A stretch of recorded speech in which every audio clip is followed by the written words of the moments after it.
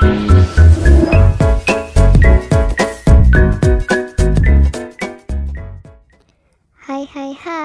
welcome back to my YouTube channel. Jangan lupa like, comment, and share ya. Oke, next kita lanjutin ya ceritanya. Bab 25, Tangan Nakal Devi. Di sebuah mobil mewah, Chiko sedang fokus pada tapnya. Sedangkan Devi duduk manis menikmati perjalanan mereka menuju bandara tempat jet pribadi Chiko berada. Karena perjalanan menuju bandara memakan waktu kurang lebih 2 jam, Devi pun tertidur di dalam mobil. Dasar gadis kecil, tukang tidur, ucap Chiko sambil tersenyum melihat Devi yang tertidur. Setelah sampai di bandara, Chiko pun membangunkan Devi yang tertidur pulas. Devi, bangun, kita sudah sampai, ucap Chiko lembut. Karena terburu-buru dan tidak ada respon dari Devi, Chiko pun menggendong tubuh Devi. Ia berjalan membawa gadis kecilnya yang sedang tertidur menuju jet pribadinya. Gadis kecil ini bukannya membantu, malah merepotkanku, gerutu Chiko sambil terus menggendong Devi. Saat hendak naik ke atas pesawat, Ricky yang melihat Chiko sedang kelelahan menggendong Devi pun menawarkan bantuan. Sini saya bantu tuan, ucap Ricky. Kok bosan hidup ya, ucap Chiko. Bukan begitu tuan, saya hanya ingin membantu tuan. Tidak ada yang boleh menyentuhnya, ucap Chiko sinis dan langsung menaiki tangga. Siapkan makanan untuk kami dan jangan lupa es krim agar dia bisa tenang di dalam pesawat, perintah Chiko kepada pramugari. Baik tuan, ucap pramugari itu.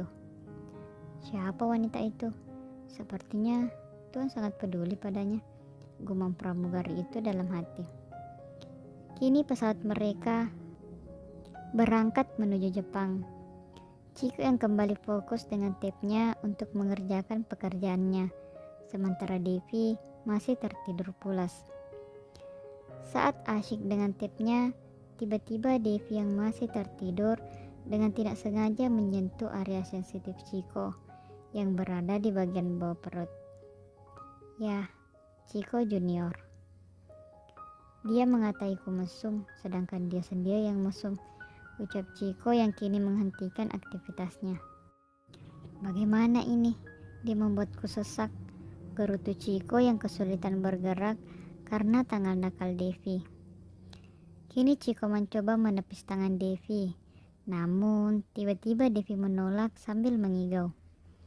Hei, ini punyaku, dasar pria menyebalkan. Chiko semakin tidak tahan hingga akhirnya ia membangunkan Devi. Devi, teriak Chiko. Devi yang mendengar teriakan itu pun mencoba sadar dari tidurnya dengan tangannya yang masih berada di daerah sensitif Chiko. Kok berisik sekali, ucap Devi yang masih memejamkan matanya. Buka matamu dan lihat apa yang kau lakukan, gerutu Chiko sambil melirik tangan Devi yang menyentuhnya. Devi pun terkejut dan langsung berdiri. Bagaimana bisa tanganku ada di situ? Tanya Devi heran. Tanyakan sendiri pada dirimu, dasar mesum. Kau yang mesum. Kaulah yang mesum. Buktinya tanganmu menyentuh punyaku. Minggir, aku mau ke toilet. Gara-gara kau, aku harus menahannya dari tadi. Chiko pun berlari menuju toilet pesawat itu. Apa yang kau lakukan, Devi? Dasar bodoh, ucap Devi sambil memukul kepalanya. Kini Devi tidak berani menatap Chiko karena merasa malu. Oke, tenang Devi. Kan kau tidak sengaja. Jadi diam saja dan jangan lihat wajahnya. Devi pun pindah ke tempat duduk ke sebelah Ricky. Ada apa Nona? Butuh sesuatu? Tanya Ricky. Hehehe, tidak, aku hanya lapar, jawab Devi terkekeh. Oh iya, masih lama ya sampainya? Iya Nona, masih lama. Kalau begitu, aku mau minuman dingin, ucap Devi kepada Ricky. Nona tenang saja di sini, pramugari akan membawakannya untuk Nona. Baiklah, ucap Devi yang salah tingkah. Kini mobil Fiona sedang menuju mansion Chico. Ketika sampai, mobilnya dihadang oleh pengawal. Hei, buka pintunya, teriak Fiona.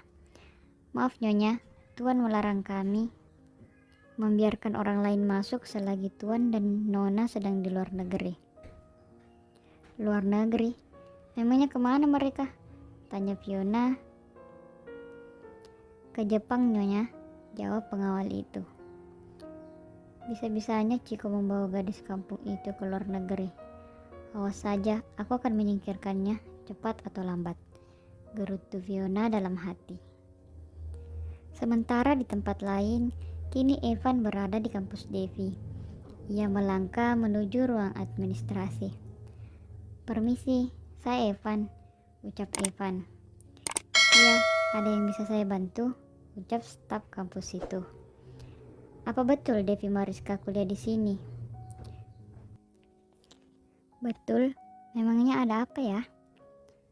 Saya teman lama Devi, boleh saya minta alamatnya? Kemudian staf itu pun memberikan alamat rumah Devi. Maaf, apa tidak ada alamat lain selain ini? Karena saya sudah ke tempat ini, namun dia sudah tidak tinggal di sana lagi. Maaf, tidak ada, hanya ini alamat yang ada. Tapi setahu saya dia bekerja di kafe. Mungkin Anda bisa mencarinya di sana. Terima kasih.